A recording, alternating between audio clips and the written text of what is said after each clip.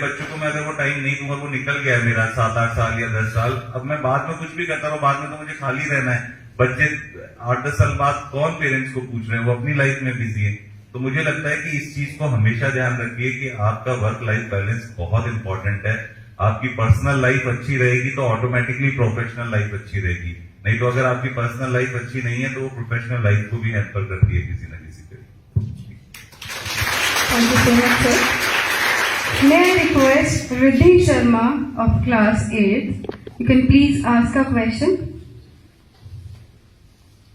Jai Hind, respected DM sir. I am Riddhi from class 8. My question is, being a DM of our district, what challenges do you face in your everyday life? देखिए, एक ही challenge हर कोई face करता है हमेशा से, जब से पैदा होता है और जब तक उसकी लाइफ है, एक्सपेक्टेशंस।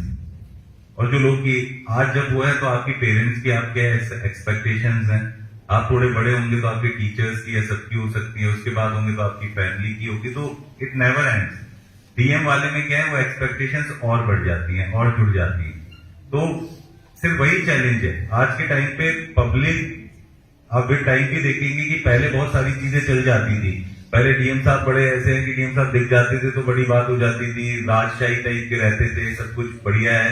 और डीएम अब आज के टाइम पे पब्लिक इतनी असर्टिव हो गई है कि उनको बहुत ज्यादा फर्क नहीं पड़ता। आप यूपी में हैं इसलिए थोड़ा आज भी रुतबा है डीएम का, आप दूसरे स्टेट में जाएंगे तो डीएम मतलब ठीक है डीएम है, किसी को ज्यादा फर्क नहीं पड़ता डीएम बीएम से। उनको एक्सपेक्ट करता है कि हमारे टैक्स से ये पैसा दिया जा रहा है, आपको जो सैलरी मिल रही है वो मैंने दी है, तो आपको अगर सैलरी मैं दे रही हूँ तो मैं एक्सपेक्ट भी करती हूँ कि जो सर्विसेज के लिए सैलरी दे रही हूँ वो आपको सर्विस देनी है।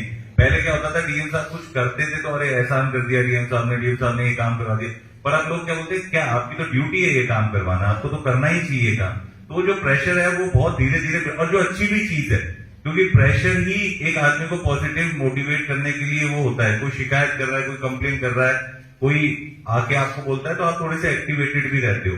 और दूसरे पब्लिक के आज भी हम जो कह रहे हैं कि एक डेवलपिंग नेशन है और यूपी अभी भी बैकवर्ड है, तो एक जो माइंड सेट है पब्लिक का जो है वो अभी भी थोड़ा सा मतलब ग्रो कर रहा है। तो जो पब्लिक न्यूसेंसेस भी हैं, कुछ लोग होते हैं जिनको इतना समझ में नहीं आता, चाहे लॉ एंड ऑर्डर के इश्यूज हो, कम्युनल इश्यूज हो, कुछ और टाइप के इश्यूज हो सकते हैं, उन इश्यूज की वजह से भी थोड़ा सा चैलेंजिंग रहता है। और जैसा आप जानते हैं कि मेरठ थोड़ा कम्युनली सेंसिटिव और ये सब डिस्ट्रिक्ट है, पर मुझे लगता है कि आज के टाइम पे जिस टाइप की गवर्नमेंट है, जिस टाइप की गवर्नेंस है, वो इतनी अच्छी है कि अब वो जो न्यूसेंसेस पहले बहुत ज्यादा होते थे, पहले हम लोगों को लॉ एंड ऑर्डर और ये सब चीजें होती थी, आप देखेंगे मुझे नहीं लगता, मेरे को 1 साल होने को आया मेरठ में, मुझे कभी रात में अलग से भागना पड़ा, कभी नहीं भागना पड़ा। पर मैं पिछले में बता सकता हूँ जब एसडीएम था तो हर चौथे दिन भागना पड़ता था।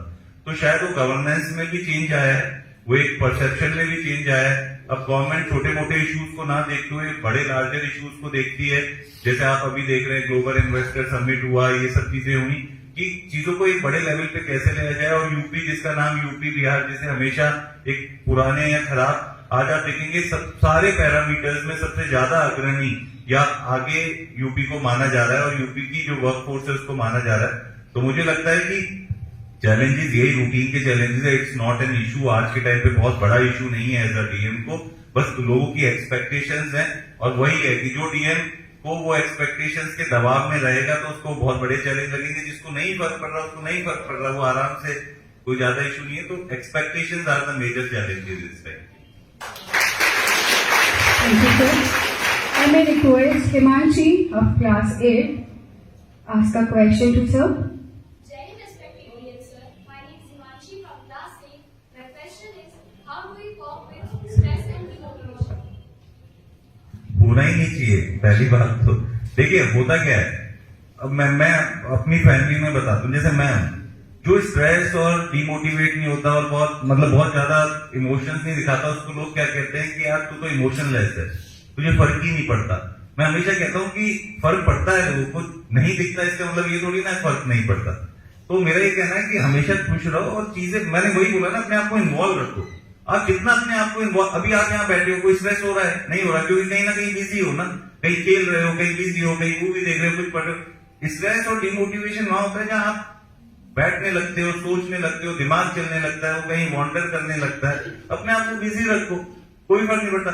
मैं बताता हूँ कि क्यों आपको, क्योंकि आप तो उस लेवल तक आ गए हैं, कई बच्चे तो जो कॉलेजेस में आ गए, पर स्कूल में कुछ अच्छा भी करना है ना, तो वो सेक्रीफाइस तो हमेशा मांगेगा, और सेक्रीफाइस बहुत ज्यादा मांगेगा, बी पढ़ाई में, बी स्पोर्ट्स में। हमें आज लगता है कि हम लोग इतना प्रमोट नहीं करते स्पोर्ट्स को, मुझे लगता है आईएएस बनना इजी है, पर क्रिकेट टीम में भारत की में खेलना उससे 10 गुना ज्यादा हुआ डिफिकल्ट, और डिफिकल्टी सिर्फ एक ही चीज से आती है। कुछ लोग बोलते हैं ना कि आईएएस टफेस्ट एग्जामिनेशन है, ऐसा नहीं।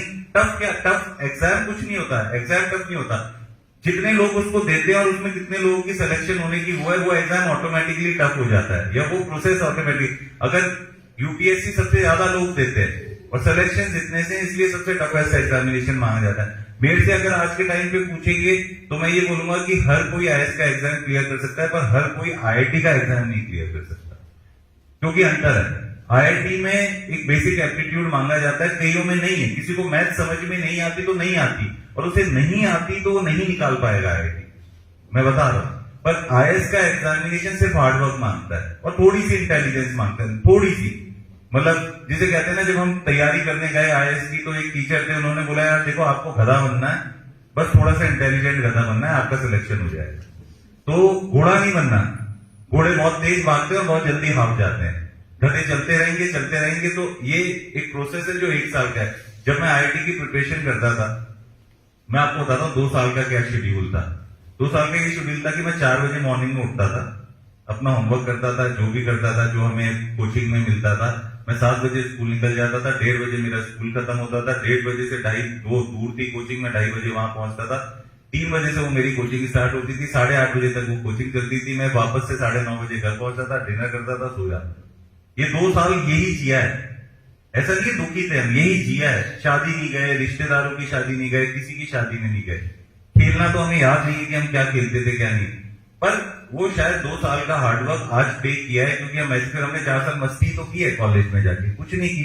फिर यूपीएससी की तैयारी आई, फिर हमने 1 साल सिंसियरली बहुत पढ़ लिया, फिर हम यहाँ पहुंच गए। तो आज कंफर्टेबल लाइफ है उस मामले में, ऐसा नहीं है कि मतलब ठीक है डिफिकल्ट है, काम ज्यादा है, वो एक अलग बात है, पर इन टर्म्स ऑफ आपको गाड़ी है, आपको घर है, ये सब चीजें बहुत इजीली मिल गई हैं। तो मैं बार बार वही वाली चीजें कि जो हार्डवर्क है ना, वो पुट इन करना जरूरी है, और हार्डवर्क का कोई रिप्लेसमेंट नहीं। आप कितने भी शार्प हो, आप कितने भी इंटेलिजेंट हो, हार्डवर्क है और जो सिंसियर है। हमने अपनी लाइफ में देखा है, इन एंड अराउंड देखा है, बहुत सारे लोगों को बर्बाद होते हुए जो बहुत अच्छे थे।